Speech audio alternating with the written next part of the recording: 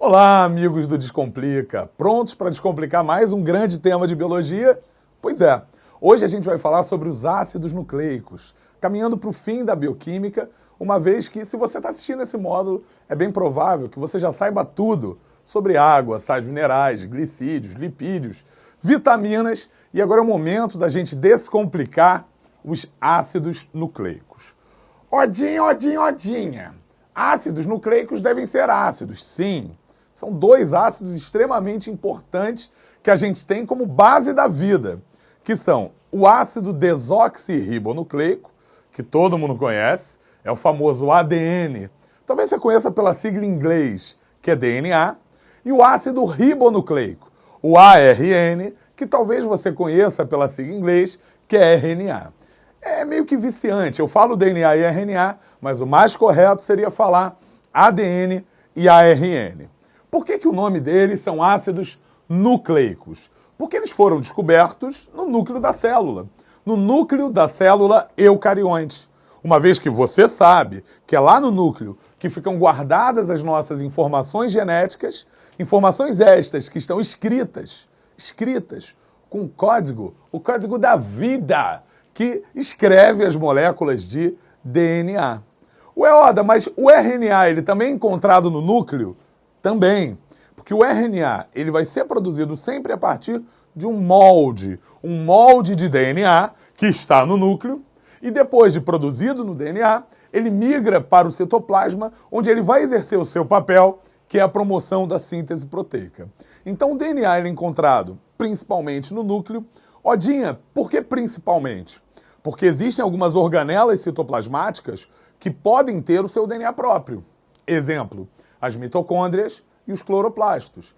Então, se em algum momento, em uma questão, por exemplo, da sua prova, do vestibular, você se deparar com a seguinte expressão, DNA extranuclear, por que esse DNA ele é extranuclear? Porque ele está fora do núcleo, está no citoplasma, pode crer. A questão ela vai tratar do DNA mitocondrial ou do DNA dos cloroplastos. É mais provável que seja sobre o DNA mitocondrial, uma vez que deve estar falando sobre o homem, sobre os animais, e nós não temos cloroplastos, nós só temos mitocôndrias, como você vai poder conferir nos módulos de citologia. Então o DNA usualmente está no núcleo, enquanto que o RNA ele é produzido no núcleo e migra ao citoplasma, onde ele vai exercer o seu papel sintetizando proteínas.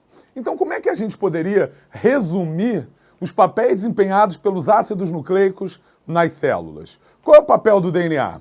O DNA, ele armazena e ele garante a expressão da informação genética. Ele garante essa expressão da informação genética produzindo o RNA, que por sua vez produzirá proteínas. E além disso, além de garantir a armazenagem e a expressão dos nossos genes, o DNA ele também é fundamental à hereditariedade. Por que o Oda tem um olho puxadinho? Por que o Oda é alto? Por que o Oda é gorzinho? Tudo isso depende de quê? Depende dos genes, do ambiente também, né? Do ambiente também.